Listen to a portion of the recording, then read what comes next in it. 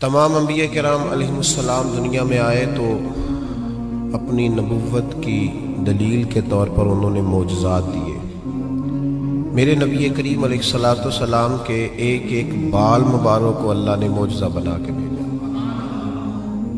اور حضور نے بڑے معجزات دکھائے۔ لیکن جب قریش مکہ نے، حضور کے اپنوں نے نبی پاک علیہ السلام سے آپ کی نبوت کی دلیل پوچھی، اللہ کریم نے فرمایا محبوب یہ جو تجھ سے پوچھ رہے ہیں نا کہ آپ نبی ہیں تو اس کی دلیل کیا ہے، تو فرمایا فقد لبثت فیکم عمرا من قبلہ، آپ ان سے فرمائیے کہ میں باہر سے نہیں آیا، میں تمہارے درمیان رہا ہوں، تمہارے بیچ میں نے اس سے پہلے عمر گزاری ہے۔ افلا تعقلون، تمہیں عقل نہیں، تم غور نہیں کرتے؟ میں کوئی باہر سے نہیں آیا، 40 سال تمہارے اندر رہا ہوں، میری طرح کوئی سچا ہے تو دکھاؤ، میری طرح کا کوئی وعدے کا پابند ہے تو دکھاؤ۔ فقد لبثت فیکم عمرا من قبلہ، اس سے پہلے میں اپنی عمر تمہارے بیچ گزار چکا ہوں۔ افلا تعقلون، تمہیں عقل نہیں؟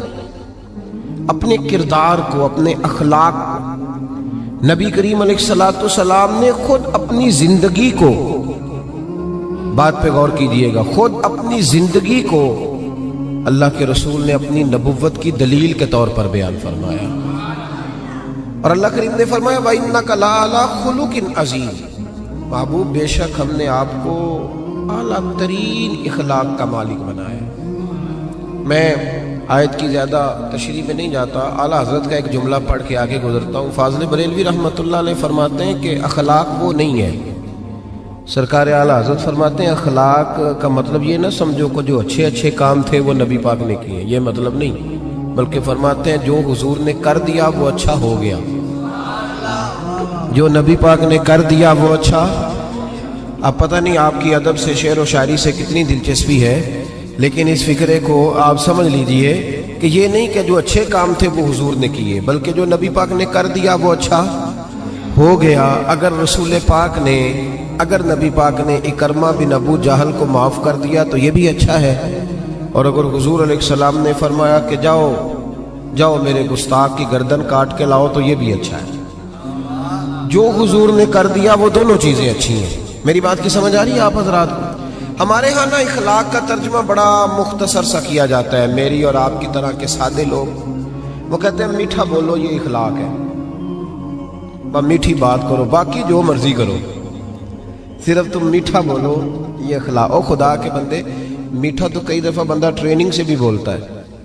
آپ کبھی جہاز کے عملے کے ساتھ سفر کریں نا، تو میری طرح کا جو بالکل وہ لو سیٹ پہ بیٹھا ہوتا ہے نا، پیچھے اکانومی میں جو آدمی بیٹھا ہوتا ہے، وہ بھی جب جہاز پہ چڑھتا ہے نا، سواری کرتا ہے، تو وہ جو عملہ جن کی تنخواہیں لاکھوں میں ہیں وہ جی سر جی کہہ کے سوال کا جواب دیتے ہیں۔ آپ جتنا مرضی سخت بولیں، لیکن وہ جہاز کا عملہ آپ کے ساتھ کوئی تلخ کلامی، اس کا مطلب یہ نہیں کہ وہ با اخلاق ہے، ان کی ڈیوٹی ہے کہ آپ نے سخت بات، چلیں یہ تو بات دور کی ہے، میں قریب کی مثال دیتا ہوں۔ آپ چلے جائیں یہاں سمندری میں کسی دکان سے کپڑا خریدنے، تو اچھا سیل مین کسی اچھے دکاندار نے رکھا ہونا، تو آپ اس کو کہیں کہ مجھے یار کپڑا چاہیے کوئی سردیوں والا اچھا سا دکھا کوئی، تو وہ ایک تھان کھول کے لائے گا، آپ کہیں گے نہیں وہ والا دکھا، وہ بھی دکھائے گا، پھر وہ نہیں یار تیرے پاس وہ ہے ہی نہیں جو مجھے چاہیے، وہ کہتا نہیں چاچا جی کھلو جو، کچھ پیچھے بھی ہیں میرے کول پہ، ہوتا ہے کہ نہیں ایسے؟ وہ پیچھے سے بھی 2-4 تھان اٹھا کے لاتا ہے، کھول کے دکھاتا ہے، بڑا کچھ کرتا ہے، اور یار تجھے پہلے ہی کہا تھا تیرے پاس وہ نہیں جو مجھے چاہیے، تو وہ کہتا ہے جی آپ اس طرح کریں پرسوں آئیے گا، کل مال آنا ہے نیا، یعنی آپ نے اس کو تھکا دیا، ساری دکان کھلوا لی، پھر بھی اس نے غصہ، لیکن جب آپ دکان سے اترے تو پھر اس نے کہا یار دیکھو نخرہ کتنا اس کا۔ تو یہ بتائیں یہ اخلاق ہے کہ ٹریننگ ہے؟ بولیں تو صحیح تھوڑا یار، یہ کیا ہے؟ تو لوگ سمجھتے ہیں کہ ٹریننگ کا نام ٹریننگ اور چیز ہوتی ہے، اخلاق اور چیز ہوتی ہے۔ کسی بندے نے دین کے لیے کسی کو ڈانٹ دیا تو اس نے کہا دیکھ بڑا سخت آدمی ہے، او بھائی اس نے اگر تو ذات کے لیے ڈانٹا ہے پھر تو سخت ہے، اور اگر وہ دین کے لیے بات کر رہا ہے تو وہ سخت نہیں ہے، وہ محمد عربی کا نوکر ہے، وہ رسول اللہ کا غلام ہے۔ ہم نے نا اخلاق کا ترجمہ، ایک بندہ اخلاق، چلے میں اور سادہ کرتا ہوں، میں خود دیہاتی ہوں نا تو میں اور سادہ کرتا ہوں، ایک بندہ با اخلاق ہوتا ہے تو ایک میسنا ہوتا ہے، ان دونوں میں فرق ہوتا ہے، پتہ ہے آپ کو؟ تو شریعت اس کا دفاع نہیں کرتی کہ جو اندر بغض چھپائے اور زبان پہ خیر رکھے۔ نبی کریم صلی اللہ تعالی علیہ وسلم نے جو اخلاق سکھائے اس کو سمجھیں۔ صرف میٹھا بولنے کا نام اخلاق نہیں میرے بھائی، سچ بولنے کا نام اخلاق ہے۔ صرف میٹھا بولنے کا نام ہی اخلاق حسنہ نہیں، سنو اور یاد رکھو، وعدہ وفا کرنے کا نام اخلاق ہے۔ صرف جملے تراش کے اچھے فکرے ڈھونڈ کے لانے کا نام اخلاق نہیں، بلکہ لالچ چھوڑ دینے کا نام اخلاق ہے۔ تعلیم اس چیز کا نام نہیں کہ آپ نے کہہ دیا سارے گاؤں والے جاہل ہیں جی میں تو آکسفورڈ کا پڑھا ہوا ہوں، یہ ان پڑھ بندے انہیں کیا پتا، میں نے تو کل ابھی ایم فل کا داخلہ بھجوایا، یہ تو سارے ان پڑھ ہیں، میں تو ابھی کل جو ہے وہ میں نے درسیات مکمل کیا دورہ حدیث میں، ان جاہلوں کا کیا پتا۔ یہ کہہ کے جان چھڑانا آسان ہے، لیکن کسی جاہل کو تعلیم دینا بڑا مشکل کام۔ سب کو ان پڑھ کہہ کے گزر جانا یہ تو آسان کام ہے۔ مولا علی شیر خدا رضی اللہ تعالیٰ عنہ سے کسی شخص نے کہا تھا حضور پڑھا لکھا بندہ کون ہوتا ہے، عقل مند کون ہوتا ہے؟ تو فرمانے لگے جس کو جاہلوں سے صحیح گزارا کرنا آ جائے وہ پڑھا لکھا ہوتا ہے۔ فرماتے ہیں جو ان پڑھ لوگوں کے بیچ صحیح وقت گزارے نا، وہ سر پکڑ کے بیٹھ گیا ابا جی آپ کو پتہ ہی نہیں، آپ تو پرانے زمانے کے۔ او بھائی وہ نہیں پرانے زمانے کا، تو جاہل ہے۔ جس کو باپ دیکھے نا، کبھی کبھی جب ہم عمرے کی فلائٹ لیتے ہیں نا تو ہمارے بچے ہنس رہے ہوتے ہیں، دیکھو بابا جی کو پتہ ہی نہیں کس سیٹ پہ بیٹھنا ہے، بچے مذاق اڑا رہے ہوتے ہیں، دیکھو جی ان کو پتہ ہی نہیں کہ بیلٹ کیسے باندھنا ہے، ان کو پتہ ہی نہیں کس طرح۔ او خدا کے بندے تو کس طرح کی بات کر رہا ہے؟ اگر تو پڑھا لکھا ہوتا نا تو تو اٹھ کے بابا جی کا ہاتھ پکڑتا، تو ان کا سیٹ نمبر دے کے انہیں چھوڑ کے آتا۔ اگر تو تعلیم یافتہ ہوتا نا تو انہیں بتاتا اٹھنا کیسے ہے، بیٹھنا کیسے ہے۔ میرے رسول پاک علیہ السلام کا کمال یہ ہے کہ رسول پاک نے اس قوم سے گزارا کیا جو بچیاں زندہ دفن کر دیتی تھی، اس قوم سے گزارا کیا جو کھڑے کھڑے جانوروں کو نیزہ مار کے خون نکال کے پی جاتی تھی۔ میرے محبوب نے ان لوگوں کے بیچ رہ کے وقت گزارا اور اس طرح کی طبیعتیں بدل دی کہ کل تک جو بیٹیاں کاٹ ڈالتے تھے اب وہ بیٹی کمرے میں آتی ہے تو اٹھ کے کھڑے ہو جاتے۔ تو آپ یہ دیکھیں اخلاق اس چیز کا نام ہے کہ آپ نے کسی کو ٹرین۔ دیکھیں حضرت علامہ حلبی نے سیرت حلبیہ میں اس کو لکھا ہے اور امام طبرانی نے طبرانی میں لکھا ہے، نبی کریم علیہ السلام بیٹھے تھے تو ایک آدمی مانگنے آ گیا۔ پہلے تو اس نے مانگا بڑے عجیب انداز میں، حضور گزر رہے تھے، اگرچہ یہ حدیث بخاری میں بھی موجود ہے، مسلم میں بھی ہے، نسائی ابن ماجہ میں بھی ہے، لیکن میں جو جس تفصیل سے عرض کر رہا ہوں یہ میں جس کتاب کا حوالہ دے رہا ہوں وہاں سے اسی تفصیل سے عرض کروں گا، اسی انداز میں موجود ہے وہاں روایت۔ ایک شخص آئے تو نبی پاک صلی اللہ علیہ وسلم گزر رہے تھے، مسجد نبوی میں آ رہے تھے، توجہ ہے میرے بھائیوں کی میری بات پر۔ نبی کریم صلی اللہ علیہ وسلم نے نا سرخ دھاری دار یمنی چادر کندھے پہ رکھی ہوئی تھی، بندہ پیچھے سے آیا، اس نے آ کے حضور کی چادر کو پکڑ کے کھینچا، چادر کھینچی۔ حضرت انس بن مالک رضی اللہ تعالیٰ عنہ فرماتے ہیں کہ جب چادر کھینچی تو میں نے حضور کی گردن مبارک پر اس چادر کا نشان دیکھا، یعنی اتنی سخت چادر کہ پھر گئی گلے مبارک میں۔ اب جب نبی کریم علیہ السلام کی چادر کھینچتا ہے تو کہتا پتہ کیا ہے؟ کہنے لگا اے اللہ کے رسول میں بھوکا ہوں، غریب ہوں، کچھ خیرات لینے آیا ہوں۔ یہ دروازہ ذرا کوئی زور سے کھٹکھٹائے تو اس کی خیر نہیں، وہ تو خیرات لینے آیا کہ لوٹنے آیا ہے؟ اس نے چادر کھینچی اور کہنے لگا جی میں کچھ لینے آیا ہوں۔ حدیث بخاری میں بھی نبی پاک کے یہ جملے موجود ہیں۔ حضرت انس بن مالک فرماتے ہیں فَالْتَفَتَ إِلَيْهِ فَضَحِكَ، فرماتے ہیں جب نبی پاک نے اس کی طرف دیکھا نا تو میرے رسول نے مسکرانا شروع کر دیا۔ اس نے چادر کھینچی ہے، گلے پہ نشان پڑ گیا اور کہتا ہے میں مانگنے آیا ہوں۔ میرا خیال ہے میں ہوتا تو ایک تھپڑ مارتا پہلے، بھئی تو مانگنے آیا ہے کہ تو جان لینے آیا ہے؟ تو کچھ لینے آیا، یہ کیا طریقہ ہوا؟ اس نے گردن پہ نشان ڈال دیا، لیکن محبوب کریم مسکرائے۔ کیا خوبصورت انداز ہے فاضل بریلوی کا۔ اور پتہ نہیں اعلیٰ حضرت کہاں بیٹھ کے لکھا کرتے تھے، جب حضور مسکراتے تھے تو اعلیٰ حضرت فرماتے ہیں جس کے گچھے سے لچھے جڑے نور کے، جس کے گچھے سے لچھے جڑے نور کے، ان ستاروں کی نزہت پہ لاکھوں سلام، اور جس کی تسکی سے روتے ہوئے ہنس پڑے اس تبسم کی عادت پہ لاکھوں سلام۔ ذرا شعر کی لذت تو لیجیے گا. جس کی تسکین سے روتے، فرماتے ہیں بڑا بھی غمگین ہونا بندہ تو نبی پاک ہلکی سی تسکین کرے، پورا مسکرائے بھی نہ، پورا مسکرائے بھی نہ تو بندے کے غم سارے دور ہو جاتے ہیں. اب سوال یہ اٹھتا تھا کہ ہم کیا انتظار کریں گے کہ نبی پاک کب مسکرائیں گے؟ کیا یہ قوم انتظار کرے گی؟ تو اعلیٰ حضرت فرمانے لگے نہیں، انتظار کرنے کی ضرورت نہیں، ہر وقت مسکرانا تو میرے نبی کی عادت ہے. انداز دیکھیے، جس کی تسکین سے روتے ہوئے ہنس پڑے، اس تبسم کی عادت پہ لاکھوں سلام. تو نبی کریم علیہ السلام دیکھ کر کے مسکرائے اس صحابی کو، اس شخص کو. حضور مسکرائے اور نبی کریم گھر لے آئے. عشاء کا وقت قریب ہو گیا. رسول کریم علیہ السلام، یہ لفظ بخاری کے نہیں ہیں، یہ صاحب سیرت الانبیاء کے.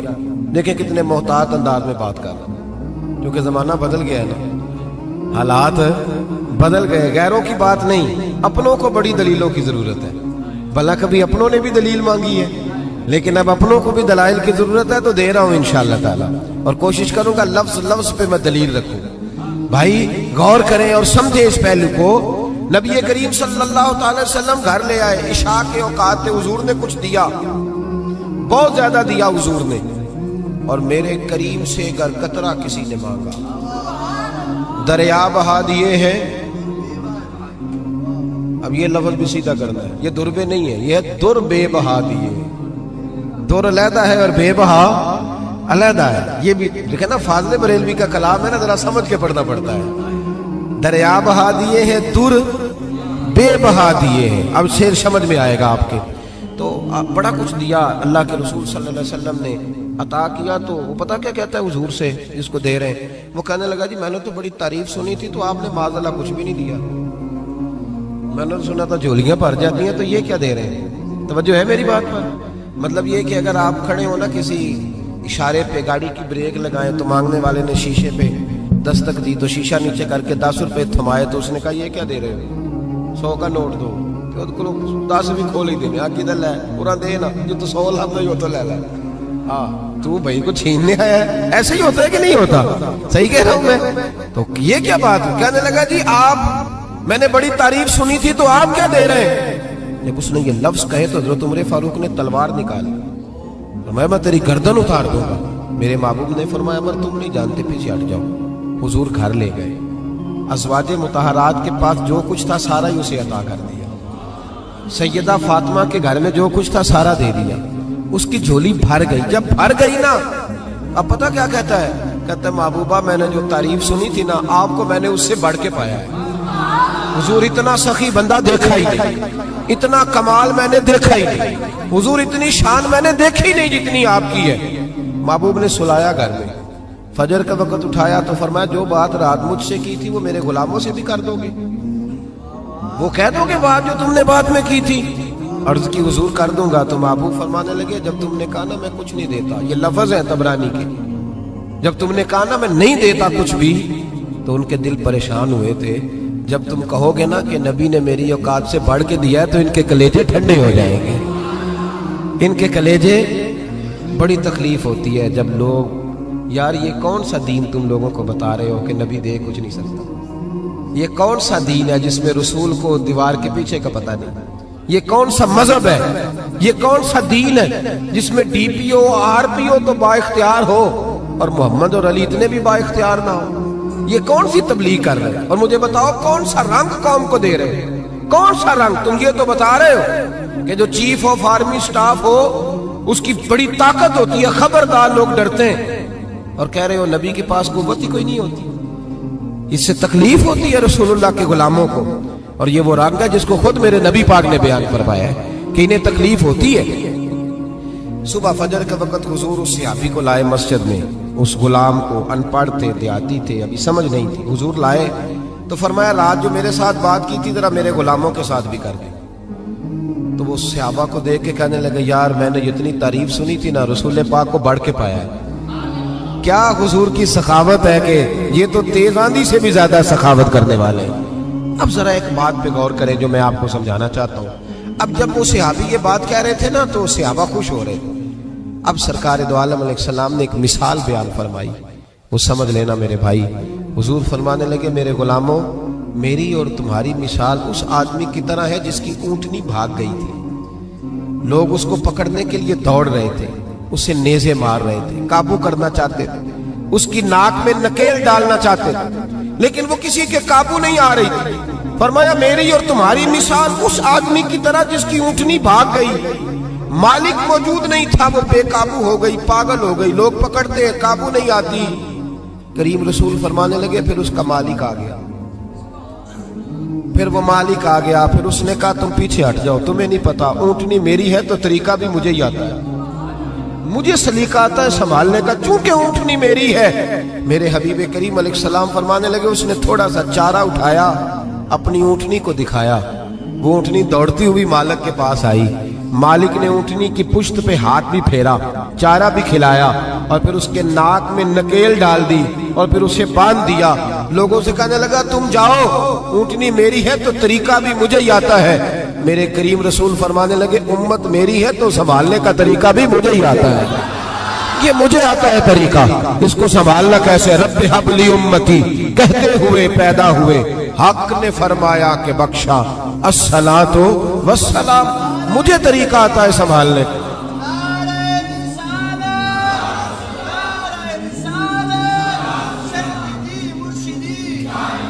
یہ سنیں, اللہ کو سنیں جی.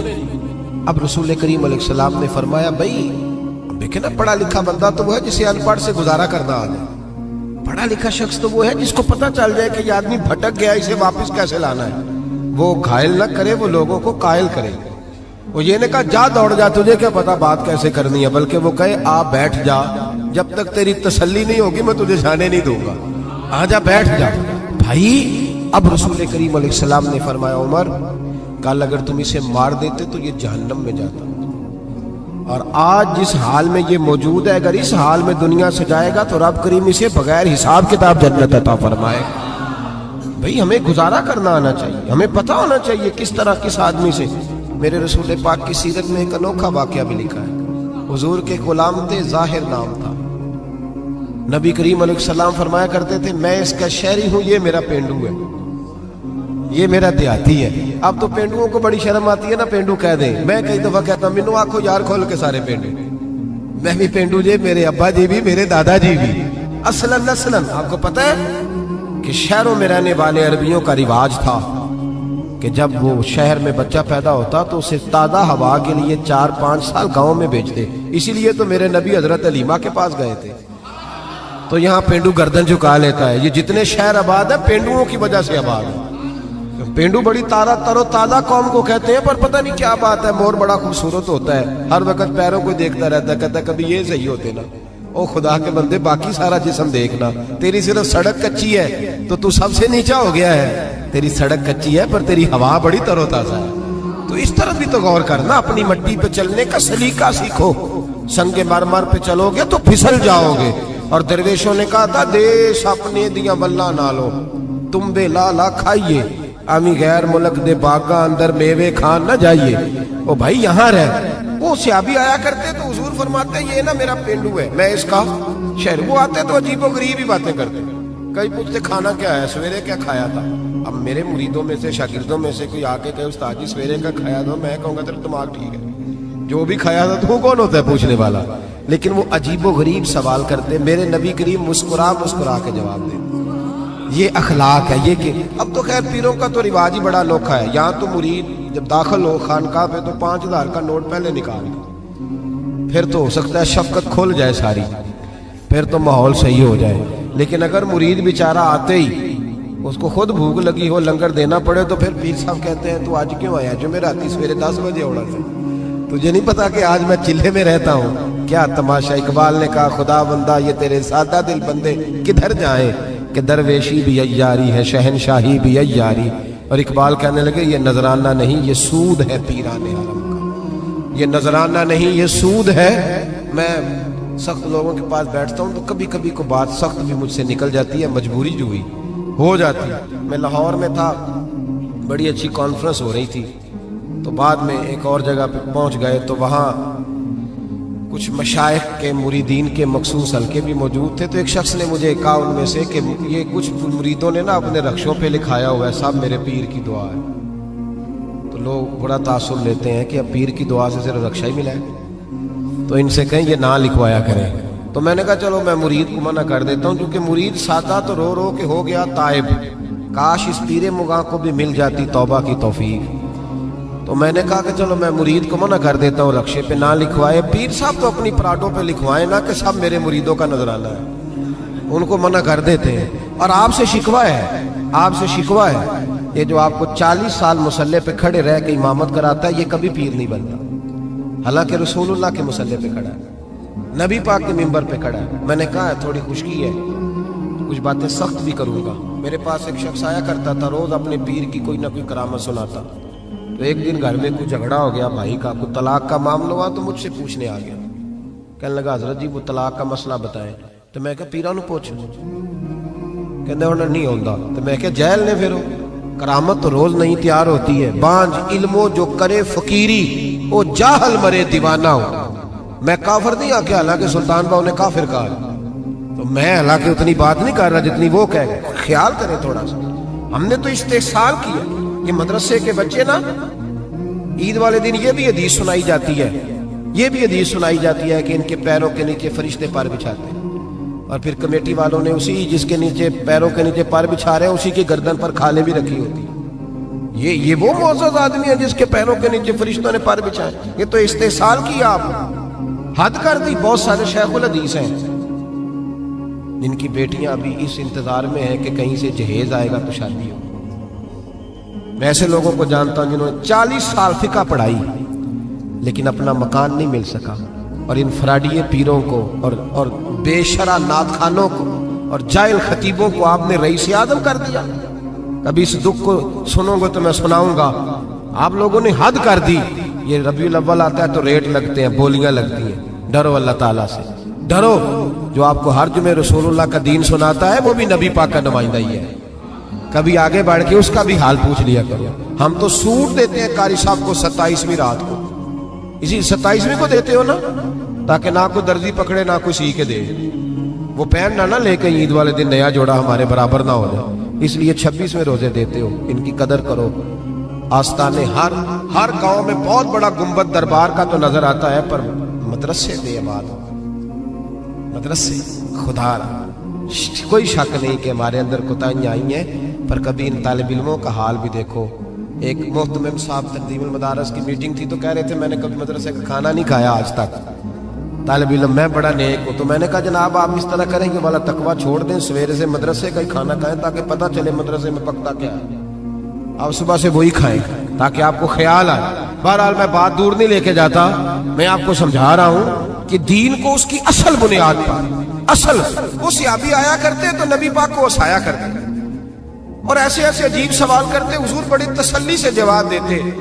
حضرت عمر فاروق فرماتے جب حضور کبھی پریشان ہوتے تو ہمارا دل کرتا وہ پینڈو کبھی آ جائے نا، وہ کبھی آ جائے نا آج تو محبوب کو ہنسائے، آ جائے کبھی۔ وہ کبھی کبھی آتے کرتے پتہ کیا، اللہ کے محبوب صدقہ قبول نہیں کرتے تھے، نذرانہ لے لیتے تھے، اسی لیے مانگنا منع ہے، اور اگر کوئی خود دے تو نبی پاک نے فرمایا یہ سمجھو تمہیں اللہ نے عطا کیا ہے، یہ خود دے، یہ بخاری ہے۔ اگر آپ خود سے آ جائے تو وہ عطائے خداوندی، تو حضور کو کوئی تحفہ دیتا، نذرانہ دیتا تو قبول کر لیتے۔ وہ اکثر نہ تازے پھل لاتے، سبزیاں لاتے خرید کے، حضور جب تناول کر لیتے تو کہتے یا رسول اللہ وہ دکاندار کے پیسے بھی دے دے، میں ادھار لایا ہوں۔ تو محبوب فرماتے میں نے تجھے کہا تھا لاؤ، کسوڑے سارے لاتے ہیں تو میرا بھی تو دل کرتا ہے نا۔ تو نبی کریم فرمانے لگے پھر اب کیا کروں گا حضور، اس کے پیسے دے دے۔ میں نے کہا تھا میں حضور سے کہوں گا پہنچ جائیں گے۔ تو کہتے ہیں نبی کریم نا ڈیوٹی لگاتے حضرت ابو بکر صدیق کی، حضور ڈیوٹی لگاتے حضرت عمر فاروق کی، ڈیوٹی لگاتے عثمان غنی مولا علی کی، فرماتے میرا غلام لے جا تو پیسے دے کے آ۔ حضرت انس بن مالک کہتے ہیں میں نے مدینے کی گلی میں وہ والا رنگ بھی دیکھا کہ جب وہ کالا کلوٹا حضور کا وہ دیہاتی غلام ایک دکان پہ کھڑا ہو کے سودا خرید رہا تھا، اچانک میرے نبی کریم آ اور حضور نے پیچھے سے آ کے نا اس کی آنکھوں پہ ہاتھ رکھ دیا، پیچھے سے۔ کبھی اتنے لاڈ کرتا کوئی پیر دیکھا ہے مریدوں کے ساتھ؟ کوئی استاد دیکھا ہے کبھی؟ یہاں تو لوگ زیادہ ہاتھ چوم لے تو پیر کہتے ہو جراثیم نہ لگ جائے۔ میرے نبی کریم علیہ السلام نے ہاتھ رکھے اور حضور نے فرمایا پوچھ بھلا میں کون ہوں، ذرا بوجھنا یہ اخلاق ہے. پینڈو ہے اسے بولنا بھی نہیں آتا, اسے سلیقے بھی نہیں آتے, بوجھ بلا.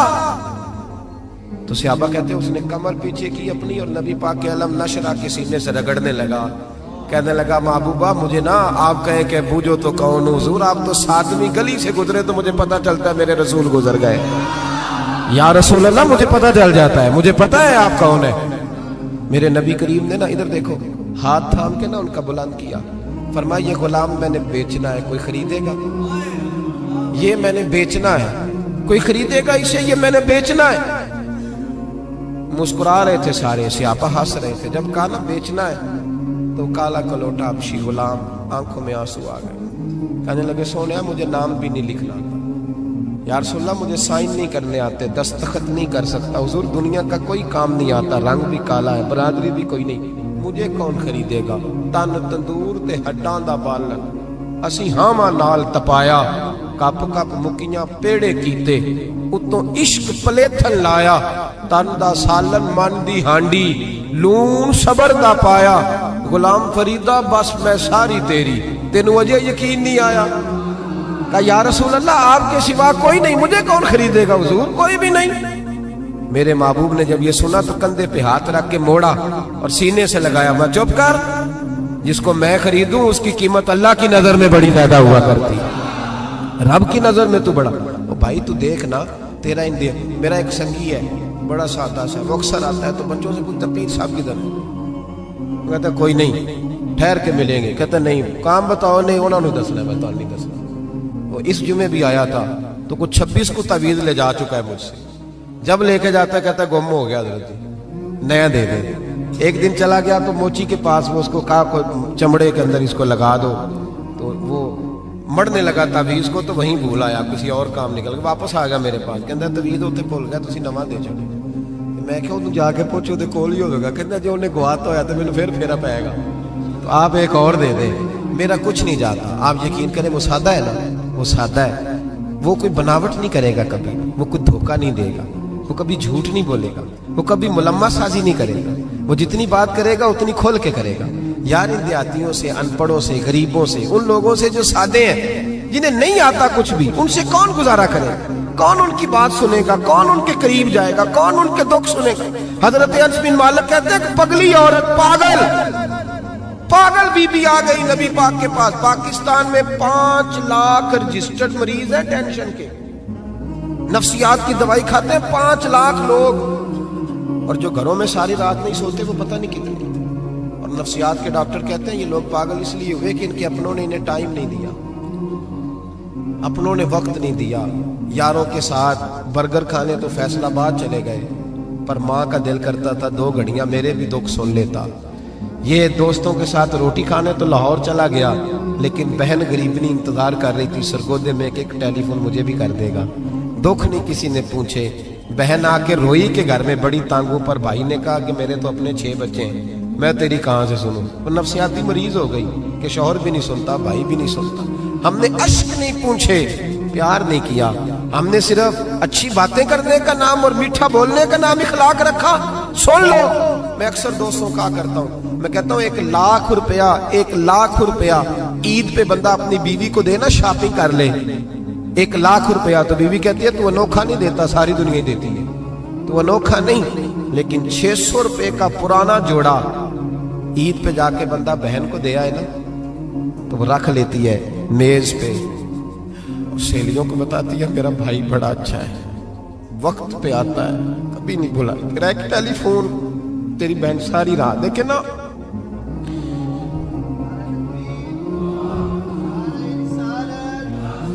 اسے یہ نا معاشرے میں بڑی ساری, حضرت شیمہ تھی نا نبی پاک کی رضائی ہمشیرہ, حضرت حلیمہ کی, تو ان کے سارا قبیلہ گرفتار ہو کے آیا تھا. وہ جب آئی ہیں نا نبی پاک کے پاس, تو حضرت ابو ہریرہ سے کہنے لگی حضور کو جا کے بس کان میں کہہ دو کہ حلیمہ کی بیٹی آئی. حضرت ابو ہریرہ کہتے ہیں حضور اتنی تیزی سے اٹھے کہ نبی پاک کی چادر بھی منبر پہ رہ گئی. پھر حضور گھر لے گئے, فرمایا فاطمہ اور عائشہ کو بلاؤ, میری بہن آئی ہے. میرے محبوب کریم نے فرمایا تو اگر کہے گی نا تو میں تیرے لیے مدینے میں مکان بنا دوں گا, تو یہی رہ جا, کہنے لگی نہیں محبوبہ واپس جانا. تو حضور سے کہنے لگی میرا سارا قبیلہ گرفتار ہے, اسے چھوڑ دیں. حضرت ابو ہریرہ کہتے ہیں ہر کام حضور نے مشورے سے کیا, پر جب بہن نے کہا نہ چھوڑ دیں, اور میں کوئی مشورہ نہیں, جیسے تو کہے گی ویسے ہی ہو جائے گا, جیسے تو کہے گی ویسے ہی ہو جائے گا, جس طرح تو چاہے گی. کون اشک شوئی کرے گا, کون بات سنے گا, کون دکھ کسی کی. پگلی بی بی, پاگل عورت. دیکھے کبھی پاگلوں کو کوئی وقت دیتا؟ پاگلوں کے پاس بیٹھا, میں بڑا مصروف آدمی ہوں, مجھے تو سیاںا بندہ ملنے آئے تو میں کہتا مختصر بات کرنا. ایک پگلی بی بی آئی, پاگل. حضرت انس کہتے ہیں آ کے کھڑی, کہنے یا رسول اللہ مجھے کام ہے. پاگل عورت.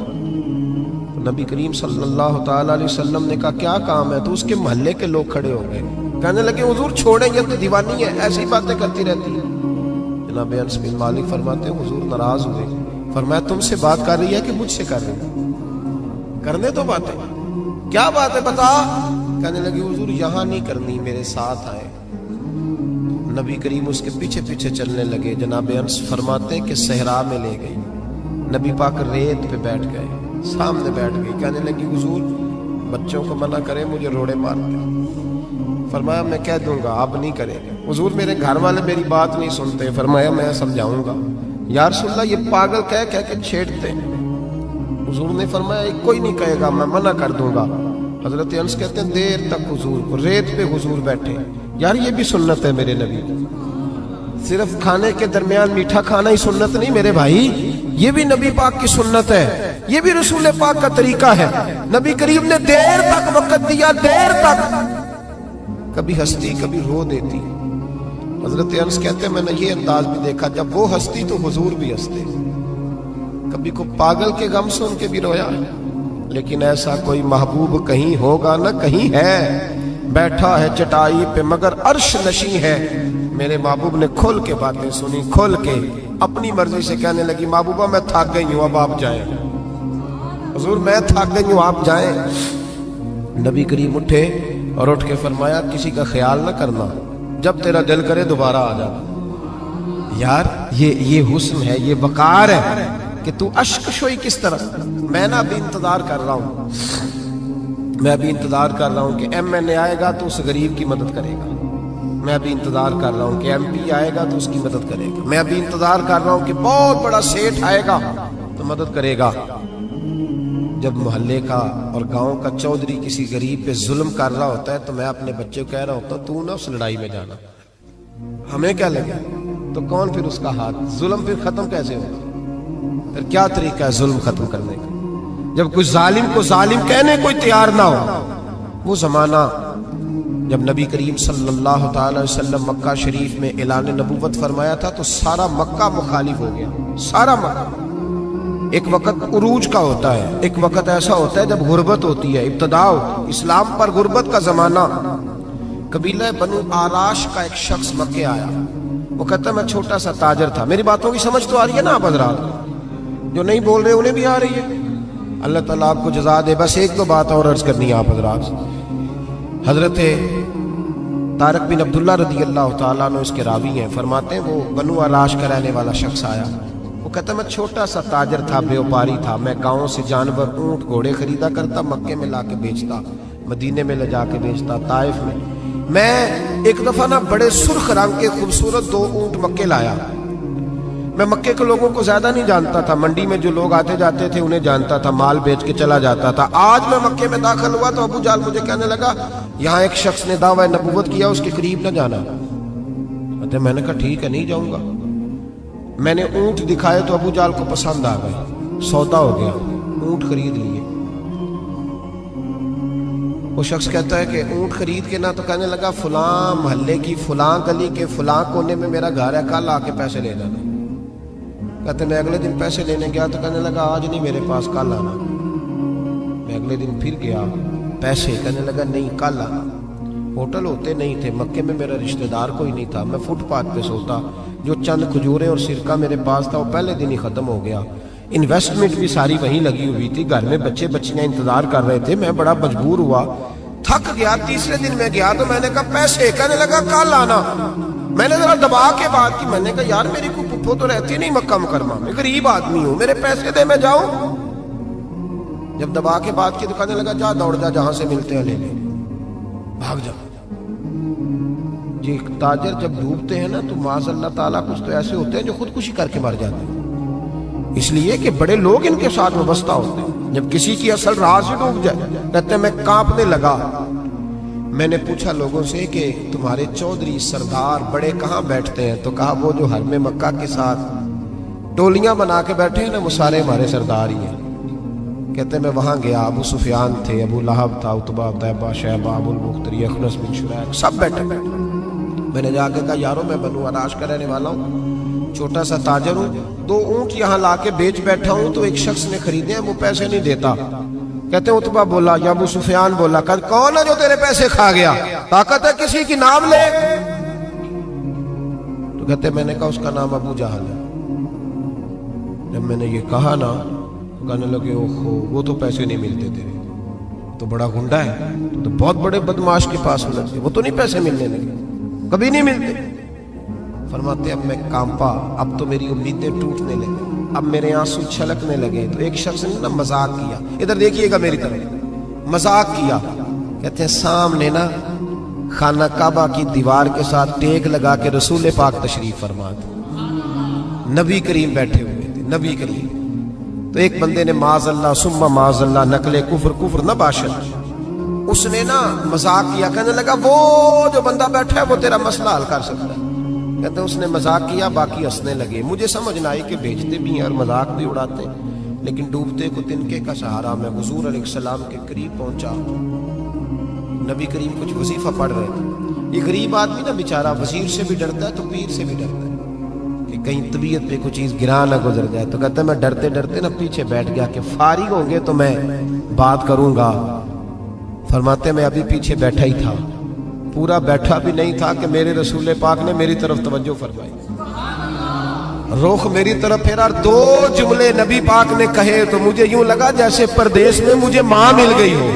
2 جملے، پہلا فقرہ حضور نے فرمایا پردیسی لگتے ہو، اور دوسرا فقرہ فرمایا پریشان لگتے ہو۔ فرماتے ہیں بات چھم چھم میرے آنسو گرے، چھم چھم۔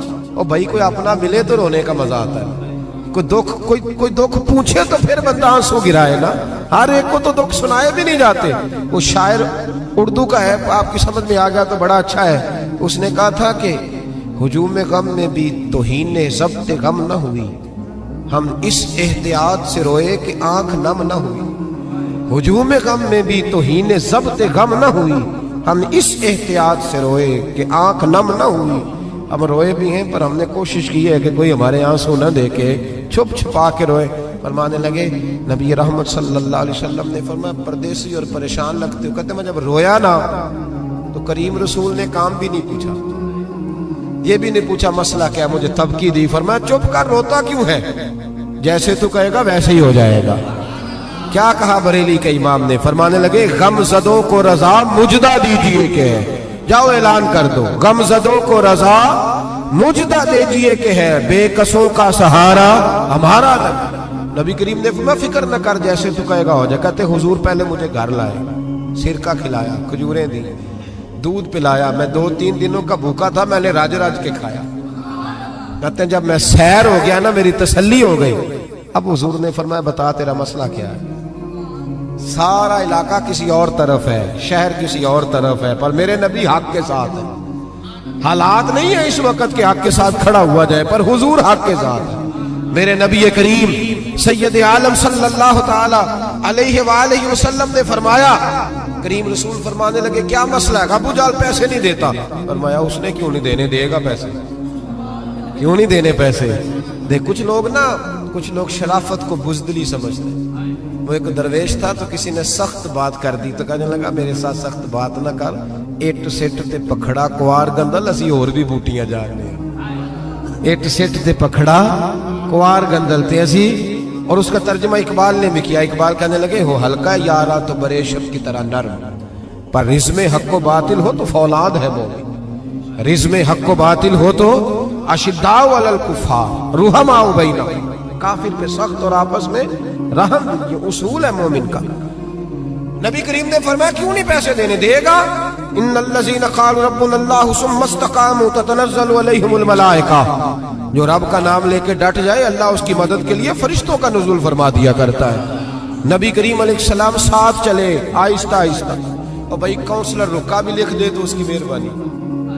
ویسے تو کونسلر کے دروازے پہ سویرے کو چلا جائے نا غریب آدمی، امیر آدمی پہ تو خیر پرچہ بھی ہو تو ایسا جو صاحب پوچھتے ہیں چوہدری صاحب درخواست آئی ہوتا کی کرنا ہے، تو غریب آدمی کو لے جاتے ہیں، تو وہ پھر جاتا ہے بیچارہ کونسلر صاحب کے پاس، چودھری صاحب کے پاس، تو پھر اندر سے پیغام آتا ہے کہ چودھری صاحب ٹوتھ پیسٹ کر رہے ہیں، پھر پیغام آتا ہے کہ بریڈ گرم ہو رہا ہے، پھر پتہ چلتا ہے کہ اب اخبار پڑھ رہے ہیں۔ وہ غریب باہر بیٹھا ہے، پھر باہر آ کے پوچھتے ہیں گاڑی کرا کے لائے ہو؟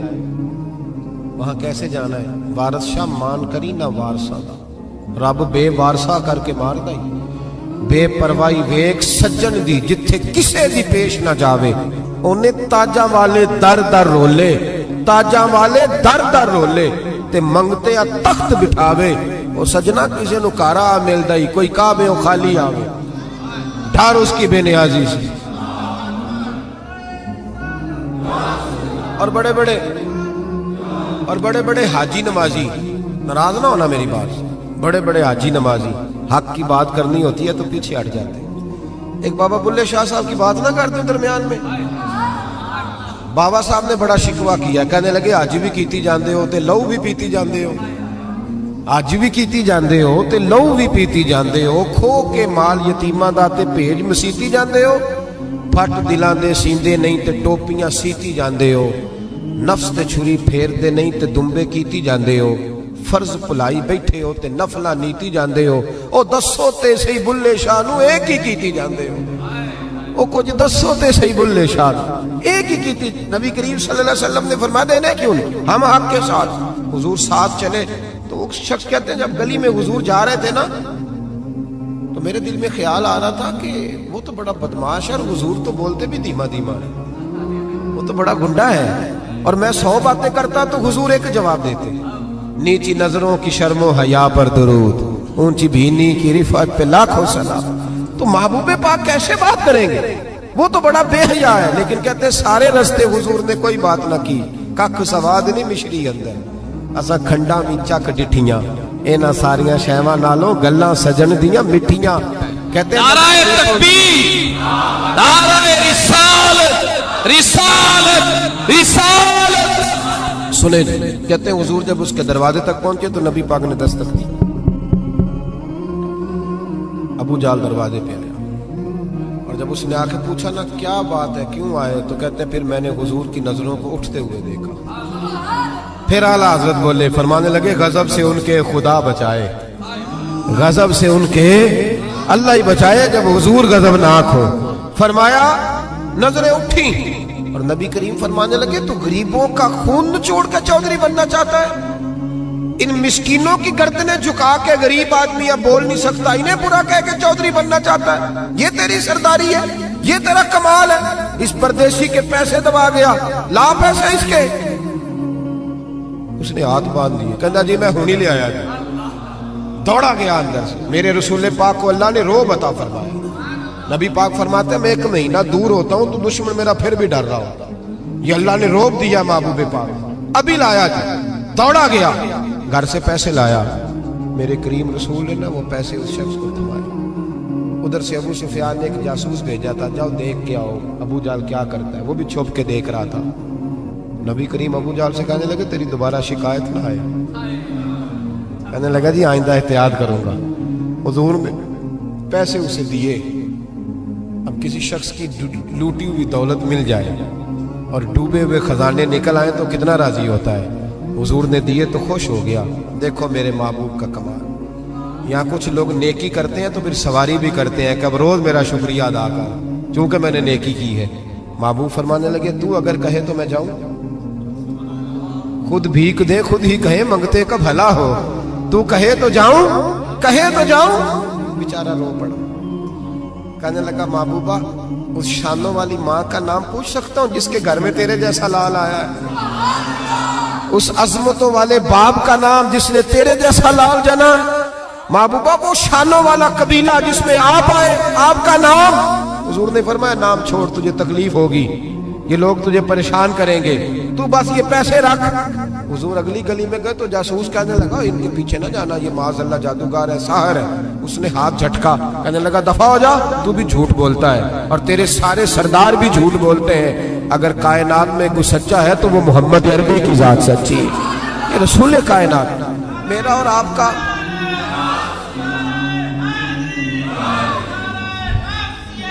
سنیں،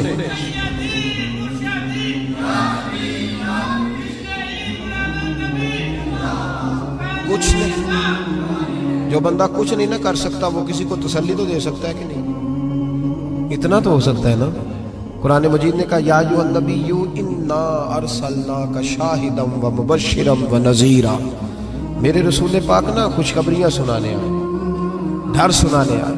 تھوڑا تھوڑا نا ایک دوسرے کا ہاتھ پکڑنا شروع کریں، چھوڑ دیں انتظار کرنا۔ مجھے بڑا اچھا لگا یہ لبیک فاؤنڈیشن جو ان دوستوں نے بنائی۔ دیکھو خیر کا کام کوئی بھی کرے نا، میری ایک طبیعت ہے، میں کہتا ہوں کہ میں یہاں آپ کے یہاں بیان کر رہا ہوں تو فیصل آباد میں جو بندہ اس وقت تقریر کر رہا ہے نا، مجھے اس کی تعریف کرنی چاہیے، اس لیے کہ میں یہیں کر سکتا ہوں اس وقت، وہاں جا کے نہیں کر سکتا۔ جو لاہور میں کر رہا ہے مجھے اس کو سپورٹ ہے۔ ہم پتہ کیا کرتے ہیں کہ خیر بس وہی ہے جو میرے پاس ہے، دائیں بائیں کچھ بھی نہیں۔ خدا مجھے ایسی خدائی نہ دے کہ اپنے سوا کچھ دکھائی نہ دے، ایسا نہ کرو۔ جتنا بھی جہاں بھی جو بھی اچھا کام کر رہا ہے اس کو سپورٹ کریں، اس سے نا ایک یونٹی پیدا ہوگی، ایک خوبصورتی آئے گی۔ تھوڑا تھوڑا پیار کرنا سیکھیں۔ ہم پتہ کیا کرتے ہیں، جب بھی اینک لگاتے ہیں تو ڈھونڈتے ہیں کہ کوتاہی کہاں پڑی ہوئی ہے، وہ کوئی کوتاہی مل جائے تو اس کو ڈسکس کریں۔ اچھے لوگ یہ کام نہیں کرتے۔ اچھے لوگ کوتاہی نظر آئے تو آنکھ بند کر لیتے ہیں، خوبی نظر آئے تو دنیا کو بتاتے ہیں۔ یہاں علماء بیٹھے ہیں، آپ پوچھ لیجئے گا، شریعت کا مسئلہ ہے کہ جب کسی کو غسل دو نا، اگر کوئی اچھی چیز نظر آئے تو لوگوں کو بتاؤ، حکم ہے۔ پتہ ہے آپ کو، چہرہ جی کھل گیا تھا، میں نے دیکھا ہے، روشنی پھیل، یہ بتاؤ۔ لیکن اگر کوئی بری شے نظر آئے، کف لسان، چپ کر۔ حضور نے حکم دیا اذکروا محاسن موتاکم، او کما قال صلی اللہ علیہ وسلم، جب تم میں سے کوئی چلا جائے تو اس کی اچھی اچھی باتیں بیان کرو، برائیاں ہوں بھی تو ان سے صرف نظر۔ آج پتہ کیا ہو رہا ہے، ایک بندے میں 99 خوبیاں ہیں، ان کو کوئی نہیں بیان کر رہا، جو ایک خامی ہے نا وہ ہر بندے کو نظر آ رہی۔ تھوڑا تھوڑا پیار کریں۔ اخلاق کا مطلب یہ ہے کہ آپ کس طرح محبت بانٹ سکتے ہیں، کس طرح لوگوں کے ساتھ بھلائی کر سکتے ہیں، کس طرح آپ آگے بڑھ سکتے ہیں۔ دعا کرتا ہوں اللہ تعالیٰ کی بارگاہ میں جو میں کہہ سکا اللہ اسے قبول فرمائے۔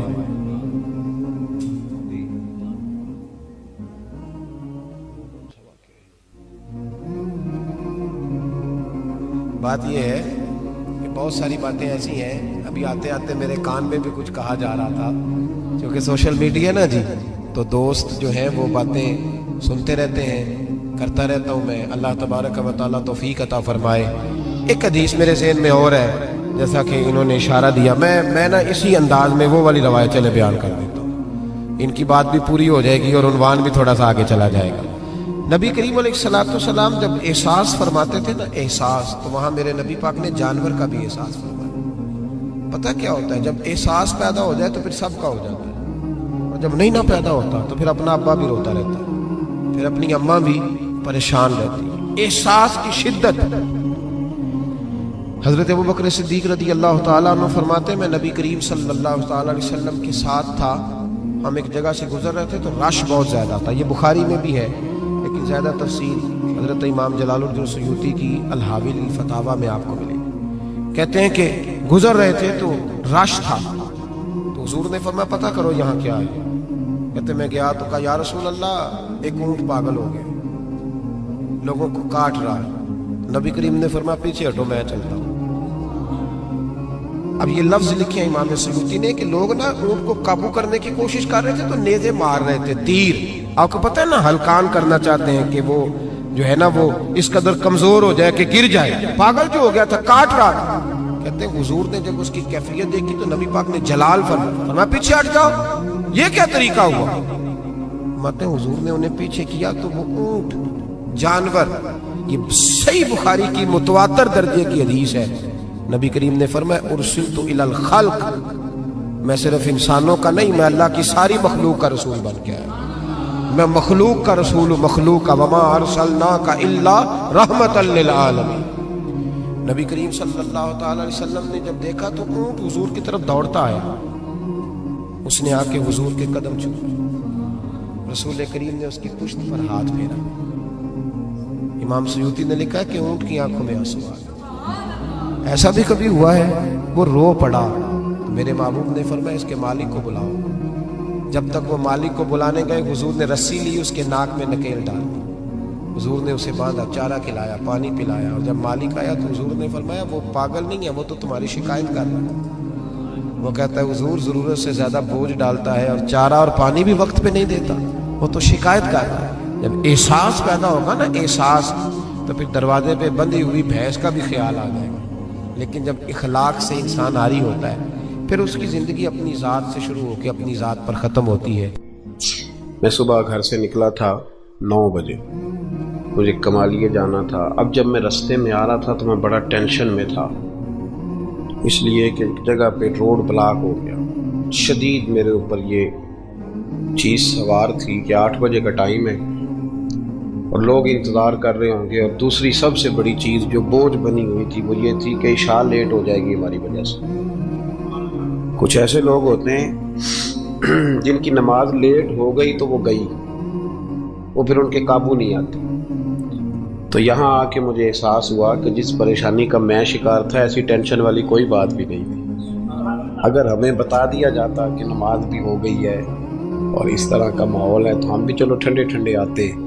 ہم نے تو بڑا جو ہے وہ ہر چیز کو اس عالم میں رکھا کہ ظاہر ہے طبیعت ہوتی ہے نا جی۔ میں ایک شادی پہ میں چلا گیا تو 6 بجے کا ٹائم لکھا تھا۔ ہماری مجبوری یہ ہے کہ ہم لوگوں کو دیکھ کے اپنا بدلنا نہیں چاہتے۔ میرا یہ ارادہ ہے کہ یہ نہیں کرنا کہ سارے لوگ اگر چینج ہو گئے ہیں تو ہم بھی بدل جائیں۔ ہم کہتے ہیں کہ پھر تو کام صحیح رہا ہی نہ۔ ایسا جو نیا نیا آتا ہے تو ایماندار ہوتا ہے، پھر تھوڑا وقت گزر جاتا ہے تو ماحول کا حصہ بن جاتا ہے۔ میں کہتا ہوں ایسا نہیں ہونا چاہیے۔ تو 6 بجے کا شادی پہ ٹائم لکھا تھا، میں 6 بجے پہنچ گیا کارڈ پہ۔ فکر لگی ہوتی ہے جب کہیں جانا ہوتا ہے۔ 6 بجے پہنچ گئے تو وہ گھر والے 9 بجے آئے جو میزبان تھے۔ تو میں نے ان سے کہا کہ یار یہاں تو تم کارڈ الٹا پڑھتے رہے ہو یا میں الٹا پڑھتا رہا ہوں۔ وہ 9 تھا تو یا میں غلط پڑھتا رہا ہوں یا تم غلط پڑھتے رہے۔ وقت، میں ایک وکیل کا مضمون پڑھ رہا تھا اخبار میں، وہ کہتا ہے کہ میں رات کو نا علامہ احمد سعید کاظمی رحمۃ اللہ علیہ فجر کے بعد درس دیتے تھے یا مغرب کے بعد، تو میں پابندی سے ان کا درس سنتا تھا۔ یہ فکری بات ہے، اس کو غور سے سنیے گا، بالخصوص منتظمین اور میرے ساتھی جو مساجد کی خدمت کرنے والے۔ کہتے ہیں میں کاظمی صاحب کا درس سننے جاتا تھا۔ کیوں؟ کہ جب میں کورٹ میں جاتا تھا نا تو ان کا بیان کیا ہوا درس وہاں میری مدد کرتا تھا۔ اب جو اگلی اس نے بات لکھی وہ میرے لیے لکھی۔ وہ کہنے لگا اب میں نہیں جا سکتا، اس لیے کہ میں نے صبح 7 بجے کورٹ پہنچنا ہوتا ہے اور رات کو مولانا کی جب تقریر شروع ہوتی ہے تو وہ میرے سونے کا ٹائم ہوتا ہے۔ اگر یہ سارے کام اپنے وقت کے اندر ہوں تو میں آج بھی جانے کو تیار ہوں۔ ہماری محفل میں بڑا لمبا چوڑا خرچہ ہوتا ہے، اسی طرح کا پروگرام آپ نے آئندہ بھی کرنا ہے جس طرح کا اس دفعہ کیا، بڑا مختصر وقت پہ لوگ جائیں اور جا کے۔ یہ بڑا اچھا انتظام ہے کہ 8:30 بیان ہوا، 9:15 9:30 ہم اب گھروں میں چلے جائیں۔ اس ترتیب سے کوشش کریں مغرب سے عشاء، اور ان لوگوں کو پیغام دیں جو ٹوٹ کے پیچھے ہٹ گئے کہ پتہ نہیں کب بیان ہوگا۔ ایک چھوٹی، چلو بات اب عشق رسول کی ہے تو ایک چھوٹی سی اپیل ہے، وہ بھی کر لوں۔ چلیں آپ سارے نہیں بولتے، میں رہنے دیتا ہوں، میں بات شروع۔ آپ جمہوری ملک ہے نا جی، تو اگر ریفرینڈم صحیح نہ ہو تو نہیں بات کرنی چاہیے، کر لوں کہ رہنے دوں۔ ایک چھوٹی سی اپیل کرنی ہے نعت سننے والوں سے، نعت پڑھنے والوں سے، اور یہ ایک بات اور ذہن میں رکھ لیں، نعت پڑھنے سے زیادہ نعت سننا کمال ہے، پتہ ہے آپ کو؟ اب سنیں، اگلی بات کروں گا تو آپ کو سمجھ آئے گی۔ نعت پڑھنا صحابہ کی سنت ہے اور سننا نبی پاک کی سنت ہے۔ بڑا کمال کیا ہوا، سننا، سمجھ آ رہی ہے بات کی؟ نعت کا نا کلام منتخب، اعلیٰ حضرت کی ساری نعتیں سن لی ہیں آپ نے؟ نہیں نہ سنی آج تک ساری؟ مولانا حسن رضا خان، اقبال کی، پیر مہر علی شاہ صاحب کی، حضرت بیگم شاہ وارسی کی۔ پہلے بزرگوں کا کلام سن لیں، اس کے بعد نیچے آئیں گے تاکہ ہم پہ اعتراض ہی کوئی نہ کرے۔ یہ نعت خانوں سے بھی اپیل کریں، خود بھی ذوق بنائیں، یہ تھوڑا سا نکلیں۔ بعض کلام ایسے ہیں کہ مطلب وہ نہیں، طبیعت نہیں مانتی داد دینے کو، دل نہیں مانتا، محسوس ہوتا ہے کہ یہ بات درست۔ میری بات کی سمجھ آ رہی ہے؟ میں گجرات میں تھا تو ایک نعت خواں مجھے کہنے لگا تو سب آدمی میں تمہیں نواں کلام سنانا ہے۔ میں کہ میرے نہ نیکی کری، مینوں کو پرانا ہی سنائی۔ جڑے نویں کلام نے نا، اور بڑی اچھی آواز ہے۔ ابھی جو دونوں حضرات نے نعت پڑھی، بڑی خوبصورت آوازیں تھیں۔ بس آپ نے اور میں نے مل کے، یہ سارے ہمارے اپنے لوگ ہیں، کاٹنا نہیں لوگوں کو، بس جہاں غلطیاں ہیں ان کو صحیح کر لینا ہے، کاٹنا نہیں۔ ہم حضرات نے سب نے مل کے ان محافل کے ماحول کو اتنا ستھرا بنا دینا ہے کہ ہمارا ایک جلسہ نہ ہو بلکہ بڑا زبردست سیمینار بن جائے اور بڑے سارے لوگوں کی اس میں اصلاح ہو۔ اللہ ہمیں سمجھنے کی توفیق عطا فرمائے۔ محبت رسول کیوں اتنی ضروری ہے صلی اللہ علیہ وسلم؟ آپ لوگوں نے عشق رسول کانفرنس نام رکھا ہے اس خوبصورت اجتماع کا۔ قرآن پاک نے ہمارا نبی پاک علیہ السلام کے ساتھ جو رشتہ بیان کیا ہے وہ رشتہ بڑا خوب ہے۔ کہا النبی اولا بالمؤمنین من انفسہم، فرمایا یہ نبی مومنوں کے جانوں سے بھی زیادہ قریب ہے۔ ہم بڑا عام لفظ بولتے ہیں کہ فلاں چیز میرے دل کے بڑی قریب ہے، میری سوچ کے بڑی۔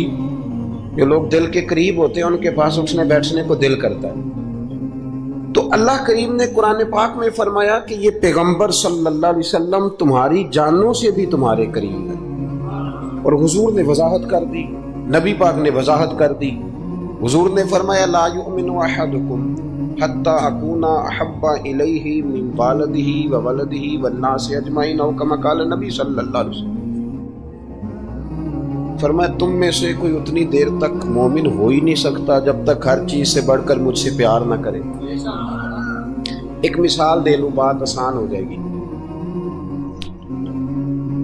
جس گھر کے اندر پیسہ بے شمار ہو، دولت بے شمار ہو، مکان ایک نہیں چار ہو، اور دنیا کی ساری آسانیاں گھر میں موجود ہو، سارے دوست میری بات پہ توجہ کرنا، ہر شے ہو، بینک بیلنس بھی ٹھیک ٹھاک ہو، بچوں کا فیوچر سیف ہو، لیکن گھر کے اندر میاں بیوی کی صلح نہ ہو۔ بچے کہتے ہیں گھر میں ہر چیز ہے پر امی اور ابا کا جھگڑا ہر وقت جاری رہتا ہے، وہ گھر صحیح چلتا ہے؟ آپ نے بولنا اس لیے نہیں کہ یہ باتیں لوگ، یہ گھر کے اندر کی باتیں ہیں نا۔ حالانکہ پاکستان کا تجزیہ یہ ہے کہ 95% میاں بیوی کے حالات ٹھیک نہیں پاکستان، یہ سرکاری اعداد و شمار، 95% گھروں میں اختلاف رائے۔ یہ بات ذہن میں بٹھا لیں کہ میاں بیوی کا اگر اتفاق نہیں نہ ہوتا تو وہ کہیں کہ گھر میں کوئی بھی خوشی رہے گی تو یہ ممکن ہی نہیں، یہ سوال ہی نہیں پیدا ہو۔ 6 بچے ہوتے ہیں اور شادی کو 24 سال گزر جاتے ہیں، پھر بھی طلاق ہو جاتی ہے، اس لیے کہ میاں بیوی کے لیے سب سے ضروری چیز آپس کی محبت ہے۔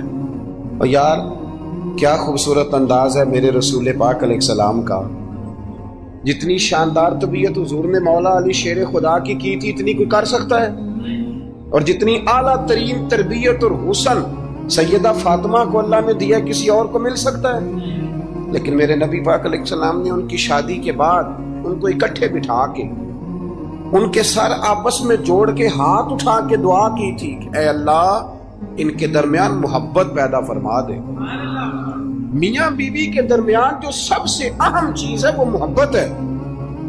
بچے کہتے ہیں ہم کدھر جائیں، ابا کی سنیں کہ اماں کی سنیں؟ اور اکثر گھروں میں بچوں کی تربیت رک جاتی ہے اس لیے کہ میاں بیوی کا سلوک نہیں ہوتا، تباہی اتر جاتی ہے۔ گھر کے اندر ہر شے ہے پر ان کا پیار نہیں۔ پتہ یہ چلا کہ گھر میں محبت نہ ہو تو گھر نہیں چلتا۔ اگر محبت کے بغیر ایک گھر نہیں چل سکتا تو محبت مصطفیٰ کے بغیر دین کیسے چلے گا؟ گھر نہیں چلتا میرے بھائی، ٹوٹ جاتا ہے، بکھر جاتا ہے۔ سارا کچھ ہونے کے باوجود میں نے مردوں کو روتے ہوئے دیکھا ہے، عورتیں تو روتی ہیں، میں نے مردوں کو روتے ہوئے دیکھا ہے کہ کیا کروں 4 بچے ہیں پر اس کو نہیں سمجھ آتی، وہ پاگل ہے، مہربانی کریں وہ سیانی ہو جائے، میں بچوں کے لیے پریشان ہوں، کدھر کیا کروں؟ یعنی عورت اگر وفادار اور پیار کرنے والی نہ ہو تو مرد کو آنسو نکل آتے ہیں کہ یہ سیانی ہوتی تو میرا گھر بن جاتا. او بھائیو، پیار بڑا ہی ضروری ہے، یہ محبت بڑی ضروری ہے، اس کے بغیر نہیں نظام چلتا. محبت ہو جاتی ہے نا. چلیں ایک واقعہ سناتا ہوں آپ کو، بات زیادہ مضبوط ہو جائے گی. داتا گنج بخش علی حجویری، داتا صاحب نے لکھا ہے، یہ آج کل کا جو جدید نوجوان طبقہ ہے وہ ذرا بات جلدی سمجھ جائے گا.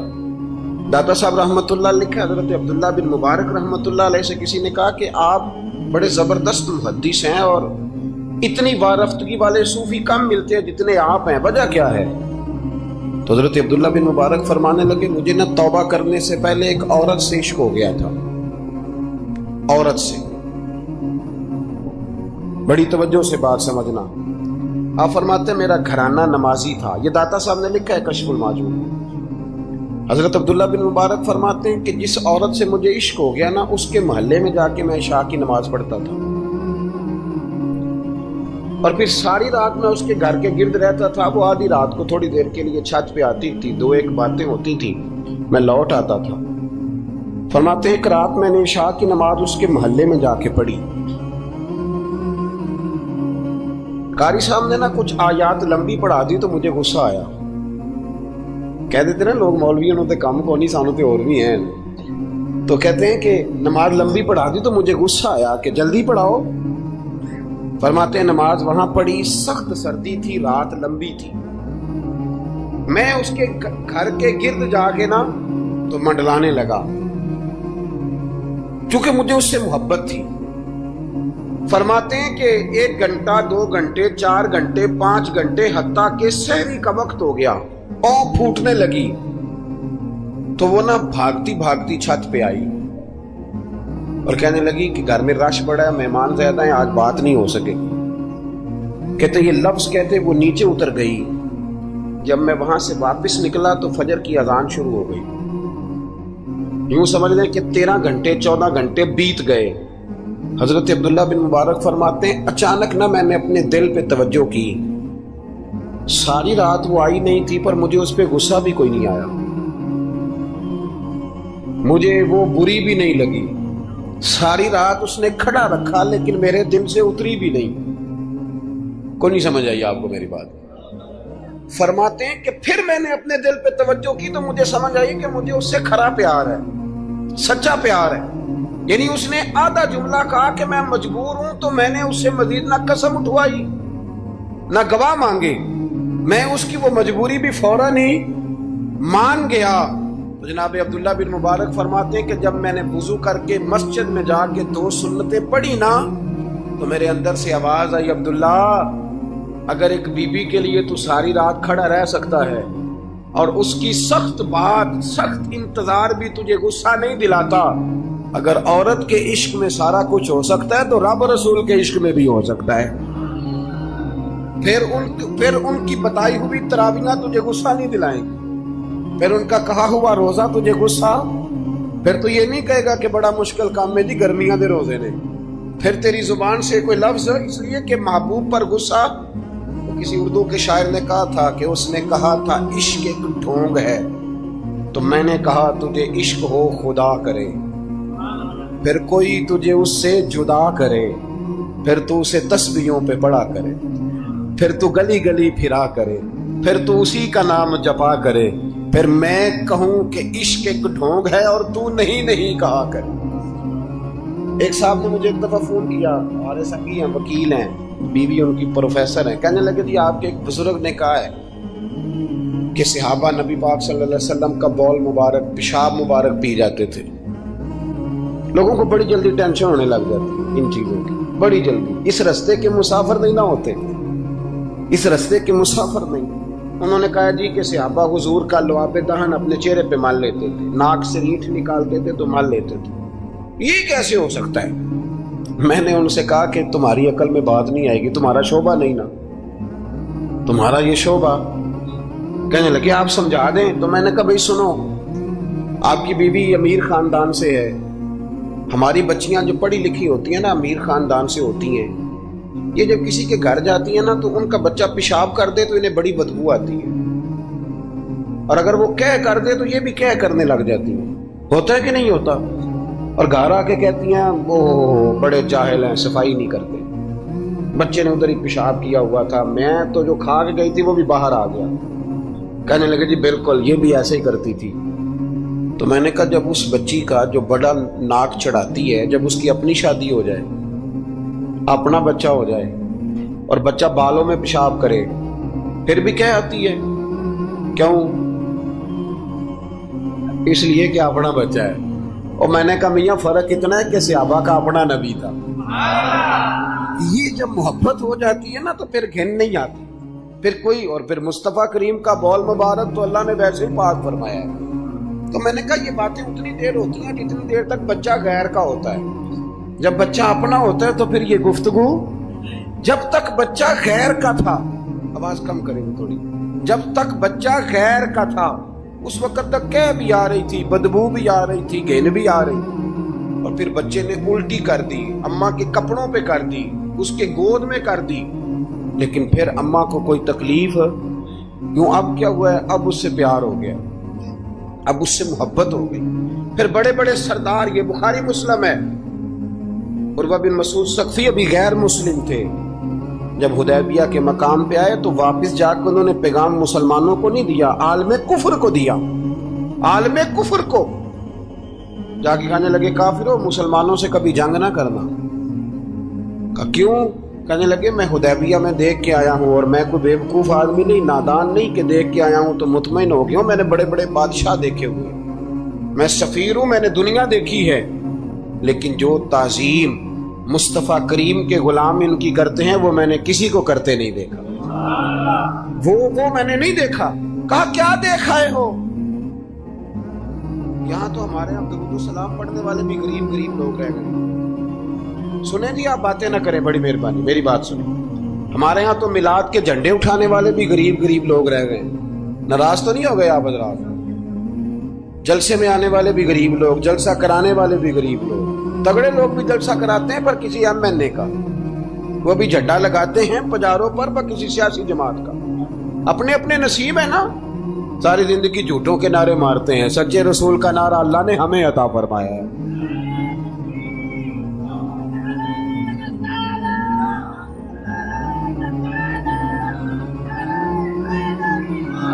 مقام توجہ اللہ سنیں. عروہ بن مسعود کہنے لگے کہ ان سے جنگ نہ کرنا. کیوں؟ کہنے لگے یار میں نے بھی زمانہ دیکھا ہے پر میں عجیب ہی نظام دیکھ کے آیا ہوں کہ نبی پاک صلی اللہ تعالی وسلم نے وضو کیا ہے، کلی کے لیے پانی منہ میں ڈالا ہے، جب وہ پانی واپس نکلا ہے نا تو میں نے دیکھا ہے صحابہ نے ہاتھ آگے کر دیے. اور عروہ کہنے لگا یہ سارے غریب لوگ نہیں تھے، ان میں بلال حبشی جیسے غریب بھی تھے اور عبد الرحمن ابن عوف جیسے سیٹھ بھی تھے. اور میں نے دیکھا ہے کہ جب نبی پاک علیہ السلام نے ریچھ مبارک نکالی ہے تو میں نے ابو بکر صدیق جیسے دانشوروں کو لائن میں کھڑے دیکھا. میں نے عمر فاروق رضی اللہ تعالیٰ عنہ جیسے مضبوط اعصاب کے لوگ، مضبوط قوت فیصلہ رکھنے والے، ان لوگوں کو میں نے لائنوں میں کھڑے دیکھا ہے. اور میں نے علی المرتضیٰ جیسے شیر کو لائن میں کھڑے دیکھا ہے. میں شیروں کو دیکھ کے آیا ہوں جو لائنوں میں کھڑے ہیں، اور خواہش یہ ہے کہ حضور کی کلی کے پانی کا ایک قطرہ مل جائے، قطرہ. اور یار میں نے عجیب رنگ دیکھا ہے، عجیب. آج تو میری جماعت کا یہ حال ہوا ہے کہ جعلی پیروں پہ تنقید کرتے کرتے لوگوں نے اصلیوں کا ادب بھی چھوڑ دیا ہے. اب تو یہ حال ہوا ہے کہ یہاں درد والی سوز والی مجالس میں بھی یوں لگتا ہے محفل نہیں میلہ ہے. کہاں گئے آنسو، کہاں گیا درد، کہاں گیا ادب، کہاں گیا سوز، کہاں گئی وہ کیفیات. عروہ بن مسعود کہنے لگے خبردار ان سے جنگ نہ کرنا، اس لیے کہ جو اپنے مصطفیٰ سے اتنا پیار کرتے ہیں وہ دین کا جھنڈا کبھی زمین پہ نہیں گرنے دیں گے. آپ لوگ اپنی اپنی جگہ پہ بیٹھے تھے، اب پیسے لے کے نہ آئیے گا. اور ایک مسئلہ شرعی اور یاد رکھ لیں، بات سامنے آ گئی، کبھی کسی نعت خواں کو پیسے دینے ہو تو نابالغ بچے کے ہاتھ کبھی نہ بھیجیں، یہ جائز ہی نہیں شرعن. پتہ ہے آپ کو مسئلے کا؟ نابالغ بچہ کوئی چیز کسی کو دے تو اس سے لینا جائز ہی نہیں. وہ خوشی سے بھی دے تب بھی لینا جائز نہیں. جب تک وہ بالغ نہیں تب تک وہ دے سکتا ہی نہیں. اس مسئلے کو ہمیشہ ذہن کے اندر رکھیں. سمجھ آ رہی ہے میری بات کی؟ نہیں کوئی نہیں، آپ نے سمجھا نہیں بات کو. سمجھتے تو ہاں نہ کرتے. نابالغ بچے کو کبھی پیسے دے کے نہیں اٹھائیں.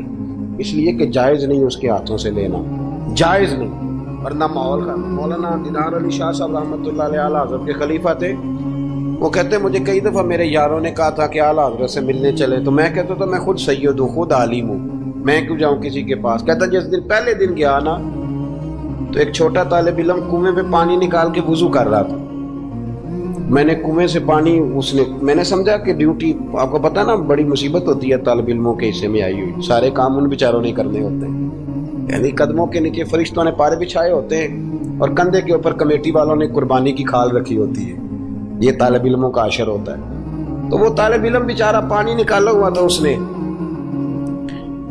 سید صاحب کہتے ہیں میں وضو کرنے لگا نا، طالب علم کہنے لگا بابا جی پوچھ تو لو، پانی تو میرا ہے۔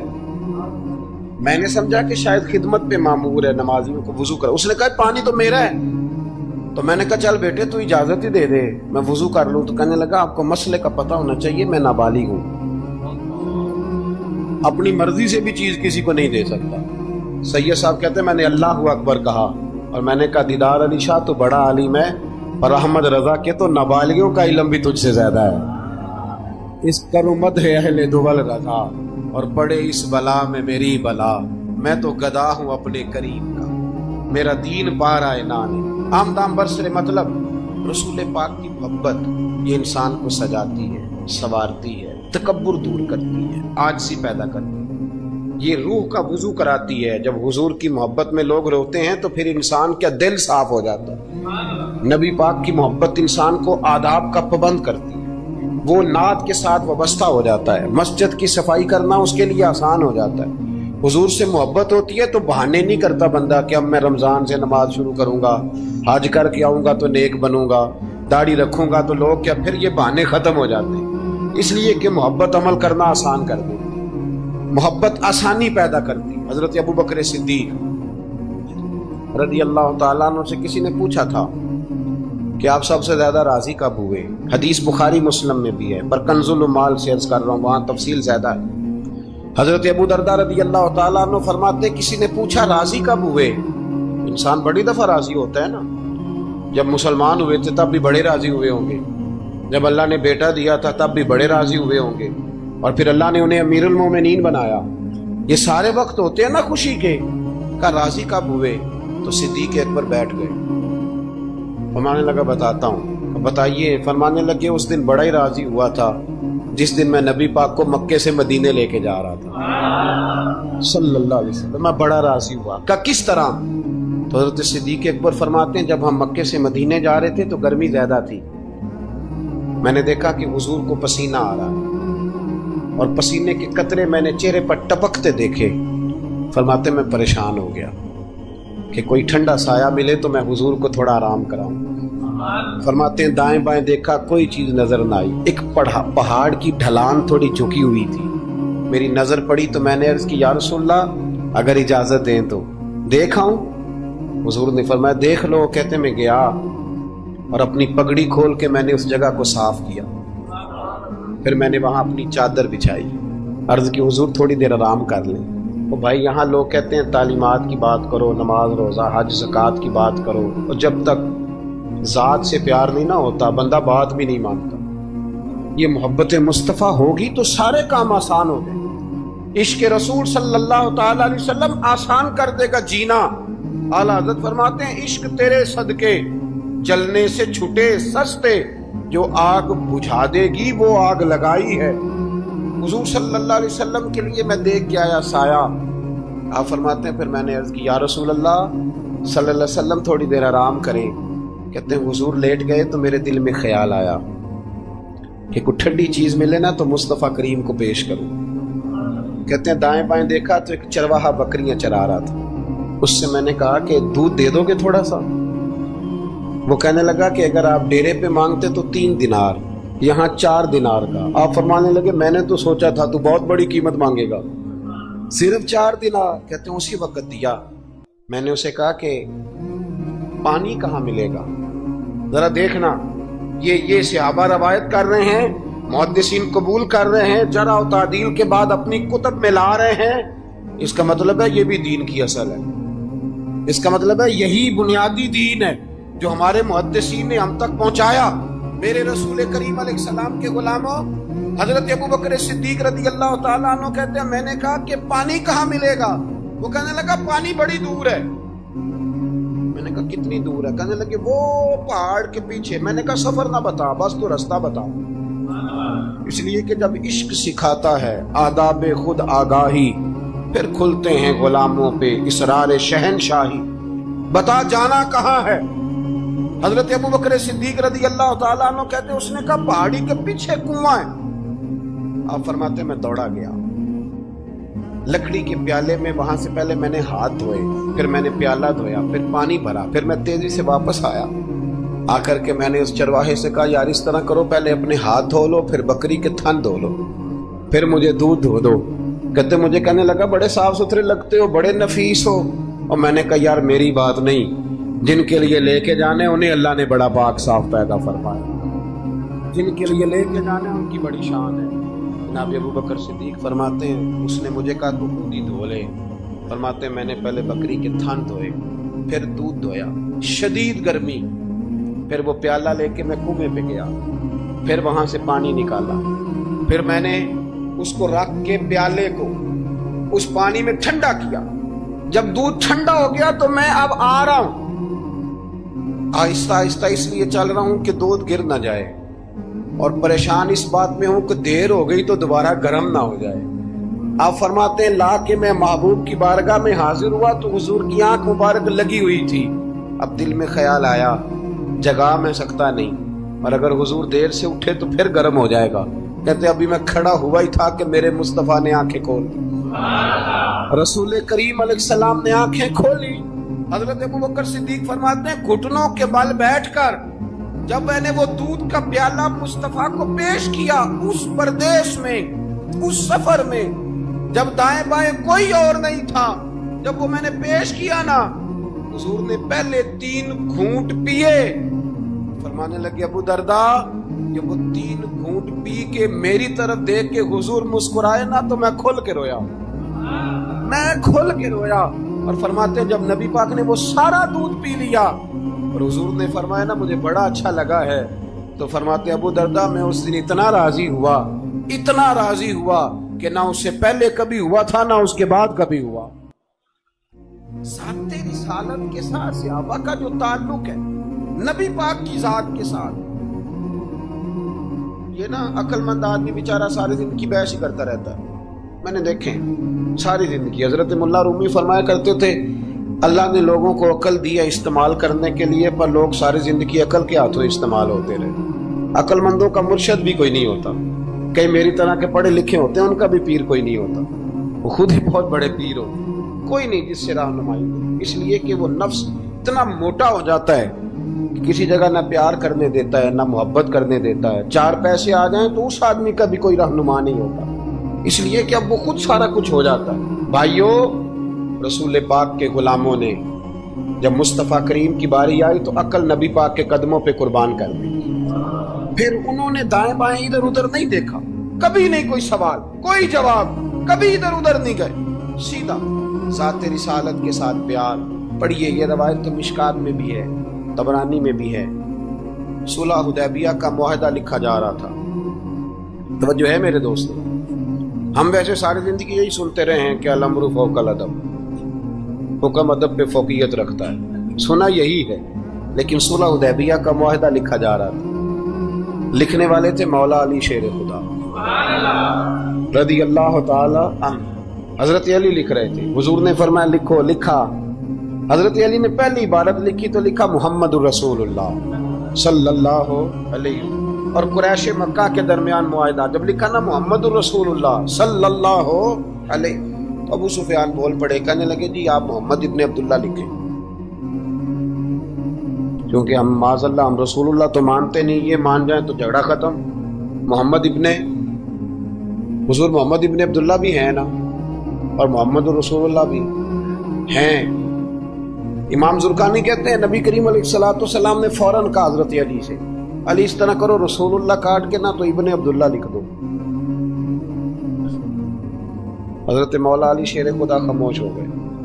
سنا ہم نے یہی ہے ساری زندگی کہ حکم فوقیت رکھتا ہے، لیکن حضرت علی خاموش ہو گئے۔ हुजूर ने दूसरी दफा कहा, अली रसूलुल्लाह काट के ना तो मोहम्मद इब्ने अब्दुल्ला लिख दो। हजरत मौला अली शेर खुदा खामोश हैं। तीसरी दफा जब हुजूर ने कहा तो इमाम जुर्कानी कहते कलम नीचे रखा हजरत अली ने, हाथ बांधे और आंखों में आंसू आ गए। कहा या रसूलल्लाह मैं मजबूर हूँ, मुझे रसूलुल्लाह लिखना तो आता है पर काटना नहीं आता। हुजूर मैं ना यहाँ मजबूर हूँ, हुजूर मैं मजबूर हूँ, लिखना आता है पर काटना। भाई सवाल उठता है ना कि लिखना आता है तो काटना क्यों नहीं आता?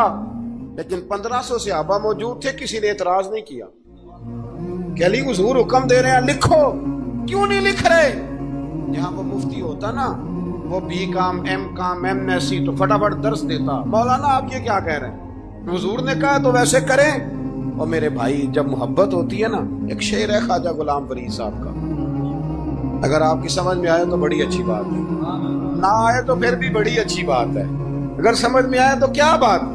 ख्वाजा गुलाम फरीद साहब कहा करते थे, तन तंदूर हड्डां दा बालन ते असी हावां नाल तपाया, कप कप मुकियां पेड़े कीते, उतों इश्क पलेथन लाया, तन दा सालन मन दी हांडी ते लून सबर दा पाया। गुलाम फरीदा वे मैं सारी तेरी, तेनू अजे यकीन नहीं आया।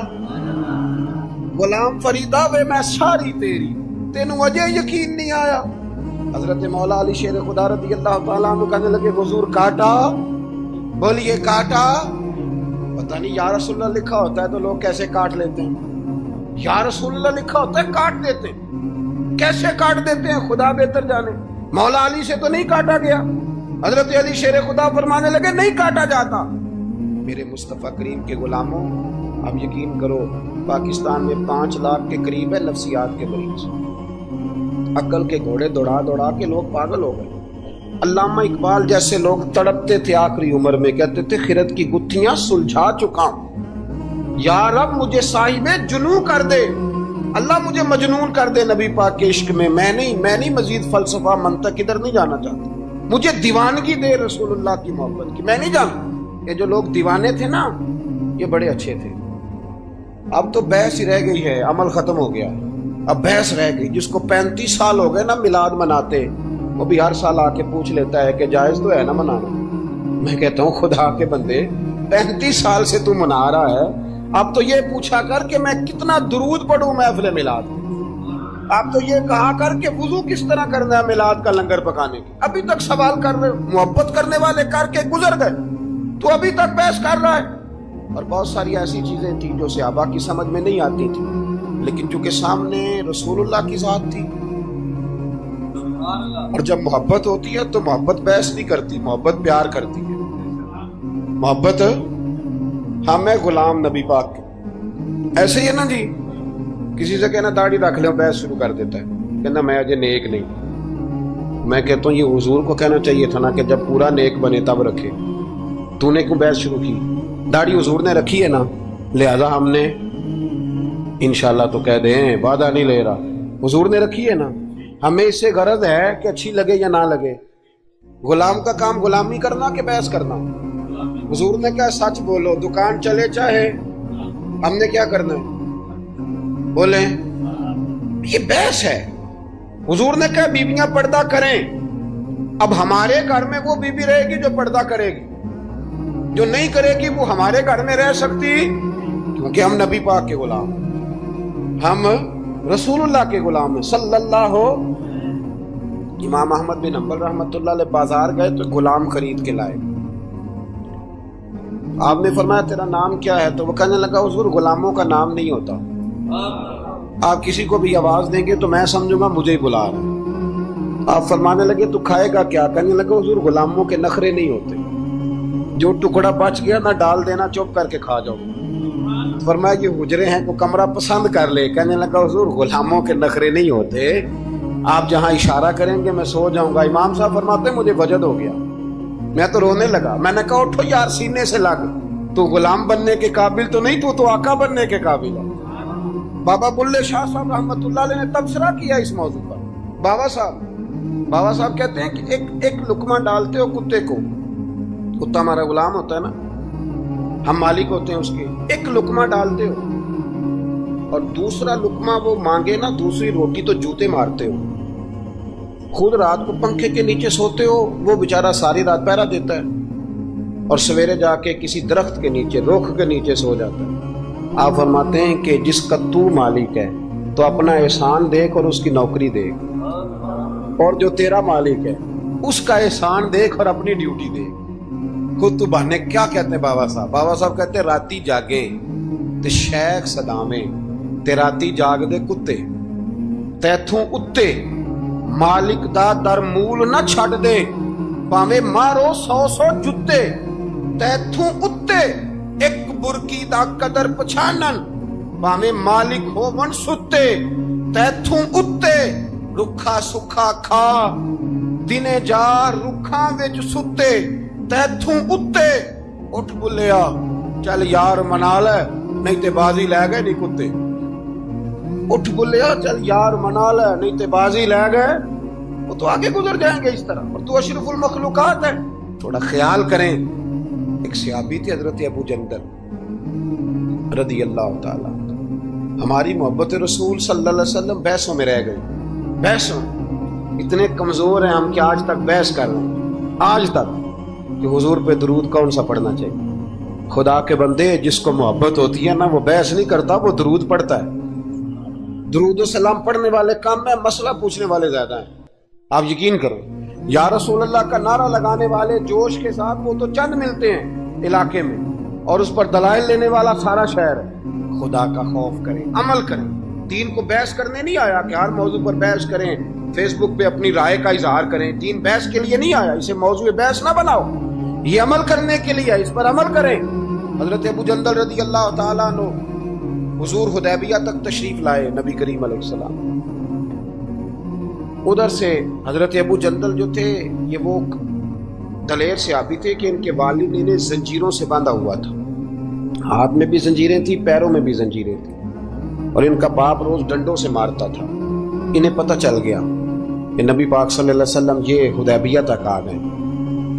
حضرت ابو جندل کمرے میں قید تھے, باپ اور بھائی نے قید کیا ہوا تھا. انہوں نے نا اپنا سر مار مار کے نا کھڑکی کو تو کھڑکی توڑی.